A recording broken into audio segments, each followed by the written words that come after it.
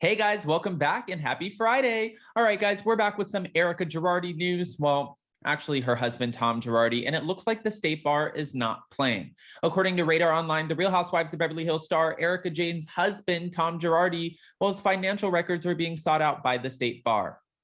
Okay, this doesn't sound good. So before we jump in, if you guys haven't already, go ahead, smash that like button. If you're not subscribed, get subscribed. Don't forget to hit that notification bell. And also, if you didn't catch our live with Zach Peter, our Spilling Tea live recap, unfiltered, the dirty details, the dirty secrets behind the scenes, go watch the replay because it was one hell of a live. Now, with that, let's jump right in.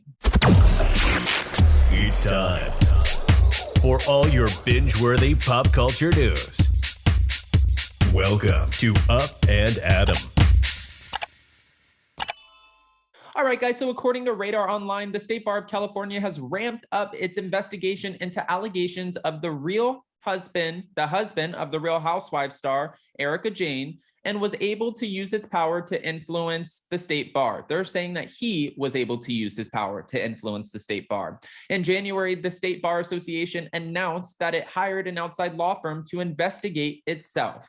They want to discover whether Jayne's, Erika, and her husband, Tom Girardi's connection to or influence at the State Bar affected the State Bar's review and handling of the past discipline complaints against Tom Girardi.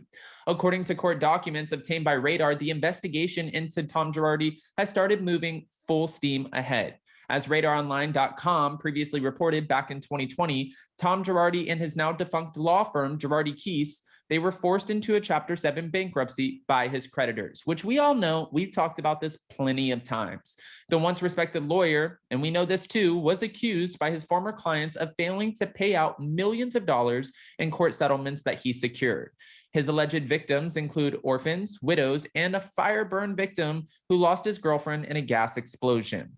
A recent bankruptcy filing of Girardi's law firm, well, it revealed that Girardi's law firm had claims totaling $517 million filed against it. That is a lot of money. The breakdown was $363 million in unsecured claims, $17 million in priority claims, $137 million in secured claims, and another $250,000 in administrative claims. Erika has been dragged into the battle herself, and she was hit with a $25 million lawsuit accusing Girardi's firm of paying the bills for her company, EJ Global. Now, she did say on the show that this has been disproven. Now, also to add to that, Garcelle made a comment and said, if this has been disproven, why has this not made any of the headlines? Why is this not out there? Why are we not reading about it? Tariq Kimsley has come to Erika's side saying there have been a few things that have been disproven. And the reason that they haven't made headlines is because it's much juicier to run with the headlines that are slamming Erika and her soon-to-be ex-husband. She's pretty much letting us know nobody wants to run with the headlines that are saying, oh, well, this isn't true. And we've actually, debunked that. And that's been disproven. And then when Erika was asked in a confessional by production, she said, I don't fucking know. You guys, Bravo, do its due diligence. Like, it's fucking out there. Yes, it's out there. Just figure it out. It's not my problem. And I was like, well, girl, your contract is up after this season. And that's how you're talking to production. But also, I think she knows at this point, they moved season 12, the filming for season 12 ahead. They fast-tracked the hell out of it because they wanted to catch every little bit of what Erika was going through. Now, the trustee presiding over the bankruptcy for Girardi's law firm demanded that Erika pay back the money. The reality star argued that she had no knowledge of her husband's alleged financial misdeeds, and the case has yet to be resolved. So we're still here. We're still waiting to see what happens. And she's still fighting not to pay millions and millions of dollars. And like she said, I don't have any money to give. So it's almost like if you owe somebody, let's say you owe somebody a glass of water and there's no water in your cup, what is she going to give you, the glass? If she has no money to give, I guess she would have to pay it out over time. They would have her pay in installments, There's no way she's not going to come out with $5, $10, $15 million to hand over to the trustee, the bankruptcy, to the victims. She doesn't have it. I mean, she has millions of dollars worth of goods, as we can see, you know, with the $1.75 million earrings in her confessional. We see a Cartier necklace. We know that she has a Cartier ring that's worth well over $150,000. She has Birkin bags. She has Chanel. She has designer everything. If they wanted to take that and then liquidate all of her assets, I'm sure they could come up with a couple million out of it, but it's nothing I don't think that they're going to get out of her bank account. I think that, like she said on the show, there's nothing to take. So what are you going to take? I don't know. In a recent filing, the trustee informed the court of a deal that he worked out with the state bar. He said the state bar intended to serve Girardi Keese with a subpoena for certain records, including communications and financial records. The trustee said turning over the records would be costly, and the agreement they reached states that the state bar will cover the cost of turning over the documents. Erika filed for divorce from Tom Girardi in 2020 as his legal problems started to mount, and the case was put on pause after the bankruptcy case. Well, the case is technically, because it's not just one, were filed.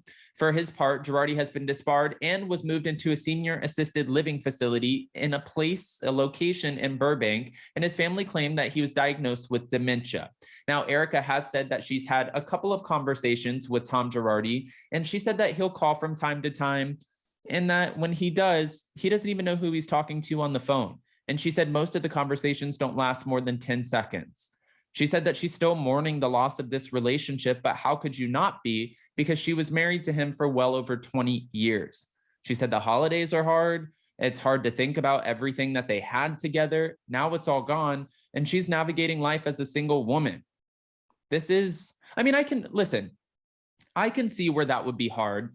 She's mourning the loss of her husband. She's mourning the loss of a lifestyle. She's mourning the loss of security. And she's probably thinking at this point, I have to figure out something that I'm going to do. Like, is she going to find another man who has a lot of money? I'm sure she's been in the social circles for long enough that she would be able to do that. But what is she going to do to take care of Erika? At the point that you've been on, you know, private jets and you're flying around and you have all of these lavish goods and you're used to this luxurious lifestyle, how do you come back from that and start living modestly? Is living in a condo or a house in Los Angeles that's, you know, $10,000 a month living modestly? Probably not.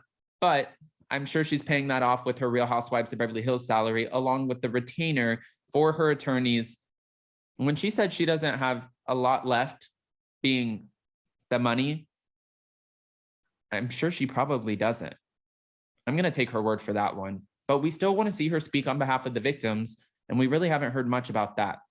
So with that, guys, go ahead and comment below. What are your thoughts? And before you go, give me the unfiltered opinions. But before you go, don't forget to smash that like button. If you're not subscribed, get subscribed. Don't forget to hit that notification bell. And with that, we'll see you next time. Bye, guys. Love you.